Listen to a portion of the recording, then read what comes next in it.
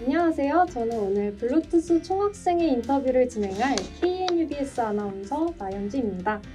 이렇게 만나 뵙게 되어서 반갑습니다. 네, 안녕하세요. 안녕하세요. 인터뷰를 진행하기에 앞서 간단하게 소개 한 번만 부탁드릴게요. 네, 안녕하세요. 제52대 공주대학교 총학생회장으로 당선된 게임 디자인학과 17학번 유인학입니다. 네, 안녕하세요. 제52대 공주대학교 부총학생회장으로 당선된 응용사학과 17학번 박대균입니다. 네, 감사합니다. 이번 인터뷰는 정책 간담회 답변 내용을 바탕으로 저희 방송국원들이 구성한 질문과 학우분들로부터 받은 질문을 중심으로 진행한다는 점 참고해 주시기 바랍니다. 그러면 인터뷰 본격적으로 시작해 보도록 하겠습니다. 첫 질문은 간단하게 하도록 할게요. 이번 총학생회 선거에서 당선되셨는데 기분은 어떠셨는지 짧게 말씀해 주시기 바랍니다. 처음에는 믿기지 못했지만 다음날 열린 광장을 통해서 다시 한번 확인해보니 정말 기분이 엄청 좋았습니다. 네, 감사합니다. 저는 처음에 투표 결과를 봤을 때 이게 맞나 하고 저희 이제 선모명 그때 당시 선모명을 보면서 우리가 됐구나 하고 그날 밤 아주 그냥 잠을 잘 못 잤던 것 같습니다. 네, 아무튼 당선되신 거 정말 축하드립니다. 그리고 혹시 가족이나 친지분들, 친구들 반응은 어땠나요? 일단 저희 가족분들은 좀 축하한다고 고생했다고 많이 격려해 주셨고 그 친구분들은 믿질 않더라고요. 그래서 결과가 나올 때까지도 믿지 않았고 아직까지 안 믿는 친구들도 있어요. 네, 그러시군요. 그럼 혹시 또 아, 다른 반응이셨는지? 저는 이제 친구들이 이제 너 고생길 열렸다 열심히 해라 이런 반응들을 좀 많이 들었습니다. 알겠습니다. 그러면은 다음 질문으로 넘어가도록 할게요. 이번에 블루투스 총학생회가 다양한 공약을 걸고 나왔는데 현 상황상 이행 가능한 공약과 이행 불가능한 공약으로 나누어서 한 번만 말씀해 주시기 바랍니다. 현 상황상 가장 불가능한 것으로 보이는 것은 비대면 위주학기 등록금 환불 추진에 관한 공약입니다. 교육부의 입장이 없다면 불가능하다는 답변을 받았습니다. 하지만 2020년 10월 20일 개정된 고등교육법에 따라 학교와의 지속적인 이야기를 통해 해당 공약이 가능해질 때까지 노력할 것입니다. 그 다음 가능한 공약으로는 야식사업, 데이 이벤트, 교육 전담 부서 구성, 캘린더, 스트리밍 등이 있으며 그 외 공약들은 방역 방법을 해당 공약과 관련하여 학교 측과 추가적인 이야기를 하여 이행할 수 있도록 하겠습니다. 그리고 모든 공약이 이행될 수 있도록 노력하는 블루투스가 되겠습니다. 네, 답변 감사합니다.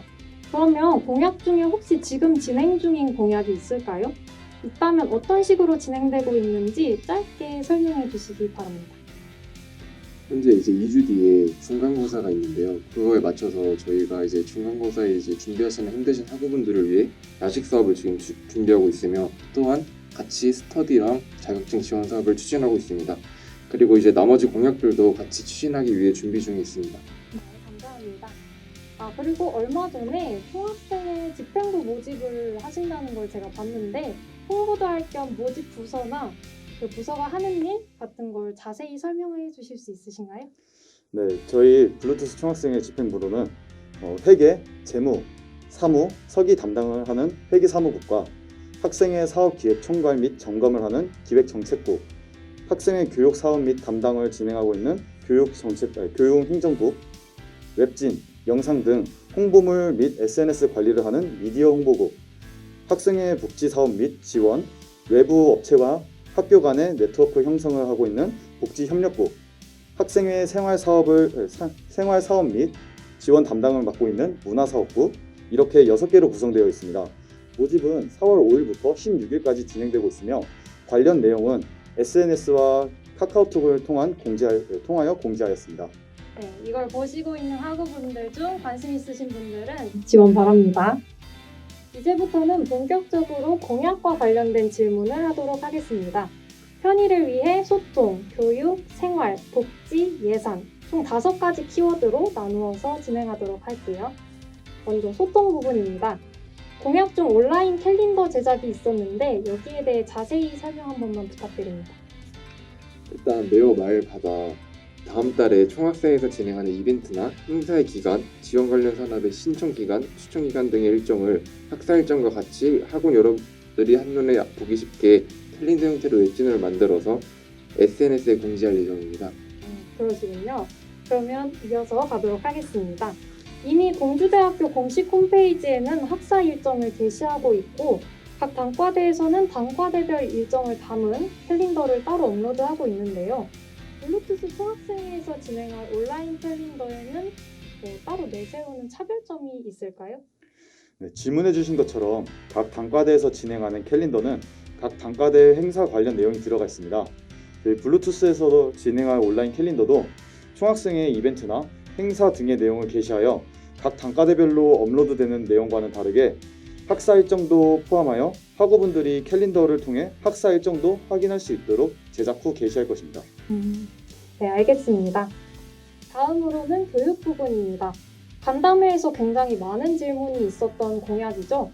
선택적 패스 제도와 수강 포기 제도에 관한 질문입니다.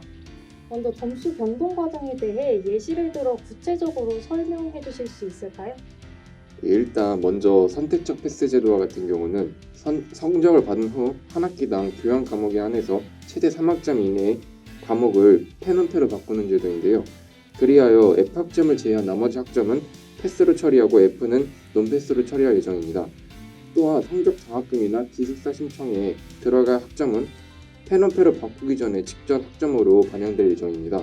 그리고 수강 포기 제도는 최저 인원이나 상대평가에 따른 인원이 있기 때문에 학우분들이 바로 포기하는 것이 아닌 담당 교수님과의 상담을 통해 결정되는 형태로 진행할 예정이며 기간은 중간고사 이전까지 신청할 수 있도록 할 예정입니다. 이것을 포기함으로써 학우들이 따로 불이익을 받는 경우는 없는 거죠? 네, 불이익은 따로 없고 이제 상담을 통해서 이제 포기할 수 있게 이제 교수님 재량에 따라 결정하려고 할 예정입니다. 네, 알겠습니다. 현재 유사한 제도를 시행 중인 사립대가 몇 군데 있고 공립대의 선례는 없는 것으로 알고 있습니다. 코로나19 확산으로 불가피한 상황 때문에 해당 제도를 시행한 학교도 있는데 혹시 코로나19 상황 중에만 시행 예정인 건지 궁금합니다. 네, 일단 이 제도들을 시행하는 목적은 요즘과 같은 비대면 위주의 수업으로 인해 학점 관리가 힘든 이 시점에 졸업 학점을 비롯하여 학점 관리에 용이하게 하며 또한 학우분들의 원활한 수업 선택권을 위한 것입니다. 선택적 패스제는 코로나19 사태로 인한 비대면 수업을 하면서 시험도 비대면으로 하는 경우도 많아 공정성이 많이 떨어지게 되어 나온 제도이므로 코로나 상황 동안 진행할 계획이며 수강 포기 제도는 코로나 사태와는 상관없이 학우분들의 선택권을 넓히기 위한 것으로 계속 시행할 예정입니다. 네, 구체적인 설명 감사합니다. 네, 혹시 이 제도를 시행하고자 하는 목적은 무엇인지 물어봐도 될까요? 앞서 말씀드린 것처럼 이 제도를 시행하는 목적은 요즘과 같은 비대면 위주의 수업으로 인해 학점 관리가 힘든 이 시점에 졸업 학점을 비롯하여 학점 관리에 용이하게 하여 또한 학우분들의 원활한 수업 선택권을 위한 것입니다. 네, 감사합니다. 혹시 시행 가능성은 어느 정도 된다고 보시나요? 퍼센테이지 정도로 좀 구체적으로 답변 부탁드립니다. 정확하게 몇 퍼센트라고 측정지어서 말씀드리기는 힘들 것 같습니다. 하지만 확실하게 이행시키기 위해서 저희 블루투스는 학교와의 지속적인 교류를 통해 시행될 수 있도록 하겠습니다. 네, 알겠습니다. 그러면 다음은 교수, 교직원 불편 전담 부서에 관한 질문입니다. 선거운동 당시 카드뉴스를 통해 교수, 교직원 불편 전담 부서 항목에 관한 공약을 전달한 바 있는데요. 이에 대해 일부 부도덕한 행위로 피해를 대변하겠다고 전해주셨는데 그 행위의 기준이 무엇인지 자세히 설명 부탁드립니다. 블루투스에서 일단 전달하고자 내용은 일부 부도덕 행위가 아닌 학우분들 중 부도덕한 행위로 인한 피해를 입으신 학우분들을 도움을 드리기 위해 만든 부서이며 부도덕한 행위의 기준은 직권남용이나 갑질, 수업권 박탈 등 도덕적 관념에 어긋나는 행위를 말하고 있습니다. 네, 감사합니다. 혹시 해당 부서 도입으로 인해 발생할 부작용에 대해 생각해 보신 적 있으신가요? 부작용보다는 학우분들의 걱정할 요인은 익명성 보장이라고 생각합니다. 그리하여 최대한 익명성 보장을 위해 노력하겠지만 만일 사건의 단일화나 특정성으로 인해 피해자분들이 특정될 수 있는 상황에는 지속적으로 피해자와에 대한 관심을 기울이며 2차 피해가 생길 것으로 우려되는 경우 학교 측의 관련 내용 전달과 대자보 등 공론화를 통하여 최대한 피해자분과 가해자의 접전을 제거하도록 하겠습니다. 네, 답변 감사합니다. 혹시 추가 질문 하나 더 드려도 괜찮을까요? 네. 그 담당 부서 학생도 학생 신분이잖아요. 네. 혹시 불이익 같은 걸 받을 경우에는 어떻게 하실 건지 한번 질문 답변해 주시겠어요? 일단은 부서를 구성하긴 하지만 결국 대표로 나오는 것은 제가 대표로 나오는 것이므로 그 부서에 관련된 학우분들에 대한 정보는 가해자에게 절대적인 비밀로 유지할 계획이며 저에게 있을 피해는 제가 온전히 감당할 계획입니다. 네, 답변 감사합니다. 그러면 이번에는 자격증 지원 사업과 스터디 그룹 지원 사업에 관한 질문을 드리도록 하겠습니다. 먼저 자격증 지원 사업의 구체적인 지원 대상, 범위, 금액 등에 관련해서 설명 한 번만 부탁드립니다. 일단 지원 대상의 경우에는 공주대학교 신입생 및 재학생이며 지원 기준 관련되어서는 학업이나 자기개발, 진로 등 관련한 자격증 중에서 국가공인 자격증에 한해서만 그 선정 기준을 통해 지원해 드릴 것이며 그 범위는 이제 그 자격증 예산에서 다 떨어지는 데까지 다 지원을 해드릴 예정입니다. 네, 알겠습니다. 그러면 이어서 스터디 그룹 지원 사업에 대한 질문입니다.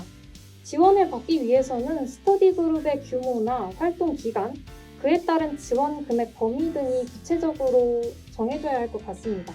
혹시 구체적인 내용에 대해 한번 설명해 주실 수 있으신가요? 규모는 팀장 포함 최대 4인, 활동 기간은 각자 지원 양식의 스터디 계획에 맞는 기간을 명시하여 신청하시도록 할 것이며 최대 올해 12월 달을 넘지 않도록 하려 합니다. 지원 금액은 팀당 최대 30만 원, 최대 20팀을 선정하여 진행할 예정입니다. 답변 감사합니다.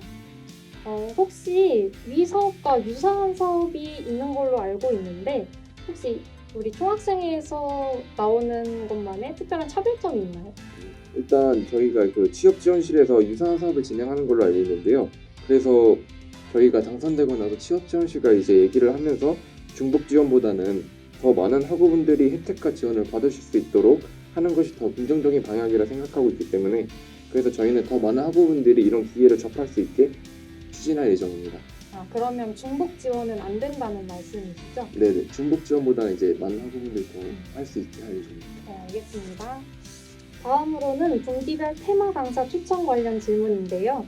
정책 간담회 당시 해당 사업을 삼각 캠퍼스의 화합과 연관지어서 답변해 주셨습니다.